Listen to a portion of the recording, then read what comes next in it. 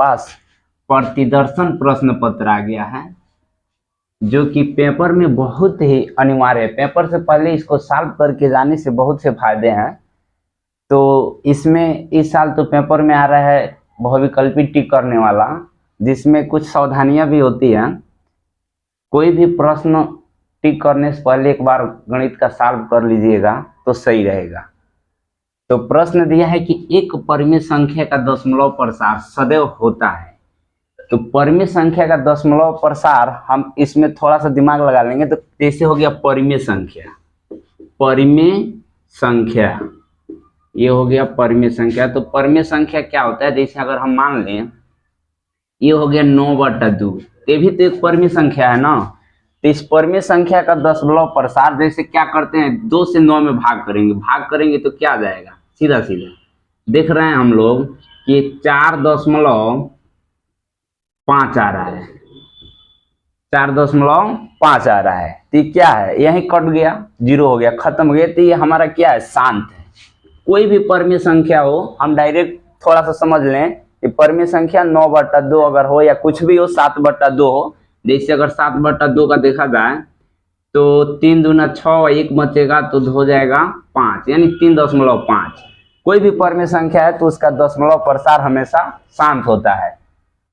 तो जैसे दूसरा प्रश्न है कि एक शून्येतर परिमेय संख्या और एक अपरिमेय संख्या का गुणनफल होता है।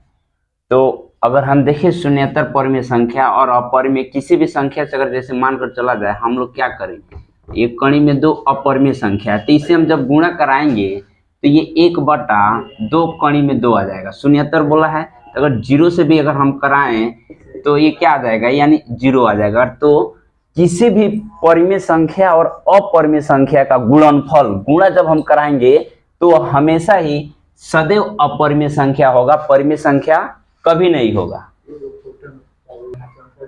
तो जैसे अगला प्रश्न यानी तीसरा प्रश्न है कि रेखाओं x = 0 और 2x + 3y = 12 का प्रतिच्छेद बिंदु है। तो हमें इस समीकरण में क्या करेंगे, x का मान रख देंगे, x = 0 किसमें रखेंगे, 2x + 3y = 12 में। इसमें जैसे ही हम मान रखेंगे x का तो हमें प्रतिच्छेद बिंदु निकल जाएगा। तो ये हो गया 2 गुण x के जगह पे क्या लिखेंगे, 0 + 3y = 12। तो यहाँ 0 से 2 में गुणा होकर ये क्या हो जाएगा, ये तो 0 हो गया, प्लस यानी 3y = 12। तो y बराबर इधर ये 3 क्या है, गुणा में है, उधर जाएगा तो भाग में, नहीं 12/3, 3 चौको 12, यानी y का मान आ गया 4। तो हम हमेशा x का मान पहले लिखते हैं। तो x का मान हमें चूंकि पता है क्या, 0, तो इसका निर्देशांक बिंदु होगा 0,4। देखेंगे ये ऑप्शन किस में है, तो 0,4 ऑप्शन नंबर 2 हम टिक कर देंगे। वह सबसे बड़ी संख्या जिससे 70 और 125 को विभाजित करने पर क्रमशः शेषफल 5 और 8 आता है। ऑप्शन है 13, दूसरा है 65, तीसरा है 875 और चौथा है 1750। तो जैसे कि हम बताए थे कि टिक करने पे डायरेक्ट गलत हो जाता है, तो हमें डायरेक्ट टिक नहीं करना है। हम क्या करेंगे, 70 में से 5 को घटा लेंगे, कितना आ गया, 65। फिर है 125 में से 8 को घटा लेंगे, तो इसमें से जब 8 घटाएंगे तो आ जाएगा 117। अब हम इन दोनों संख्याओं का हम क्या ज्ञात कर देंगे, HCF ज्ञात कर देंगे, वही हमारा करेक्ट आंसर होगा। तो हम देखते हैं, जैसे 65 और ये हो गया 117 HCF, तो ये हो जाएगा 5 × 13, यानी 13 × 5 = 65, और ये हो जाएगा 3 × 3 × 13, यानी 3 × 3 = 9 और 13 × 9 = 117। HCF होता है जो दोनों में होता है। ये देखिए, ये 13 ऊपर भी है नीचे भी है, तो ये हमारा HCF हो गया। HCF बराबर लिखेंगे 13। तो ये ऑप्शन हम देखेंगे किसमें है, तो ऑप्शन है 1। इसका मतलब ये वाला ऑप्शन क्या है, 100% सही है। तो जैसे अगला प्रश्न है कि OABC एक आयत है जिसके 3 शीर्ष A 0,3, O 0,3, 5,0 इसका विकर्ण है। ऑप्शन दिया है 5, दूसरा है 3, तीसरा है कड़ी में 34 और चौथा है 4। तो हमें सबसे पहले कहा है AOBC एक आयत है। हम यहाँ एक चित्र बना लेते हैं। ये हो गया आयत, ठीक है। इसका नाम हो गया A, इसका नाम O, इसका नाम B, इसका नाम C, यानी आयत AOBC।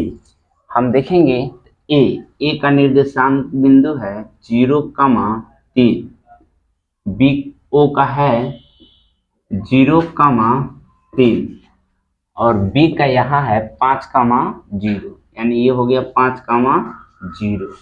हमें ज्ञात क्या करना है, इसका विकर्ण। तो विकर्ण हम इसी को बोलते हैं, इसको विकर्ण बोलते हैं। यानी A और B इसकी लंबाई हमें समझे तो ज्ञात करना है। तो दूरी सूत्र होता है D बराबर कणी में होता है x2 माइनस x1 का whole square plus y2 minus y1 का होल स्क्वायर। तो इसमें हम देखेंगे तो हमारा ये हो जाएगा क्या, x1 ये, और ये हो जाएगा y1। इसमें हमारा हो जाएगा x2 और ये हो जाएगा y2।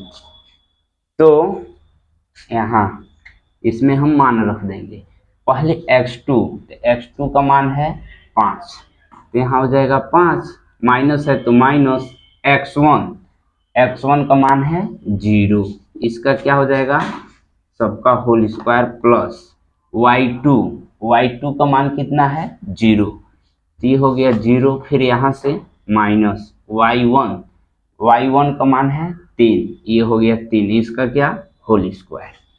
तो फिर हमारा अगला हो जाएगा 5 में से 0 अगर घटाएंगे कितना आएगा, 5 ही आएगा, यानी 5 का स्क्वायर आप प्लस ये 3 यानी -3 इसका स्क्वायर।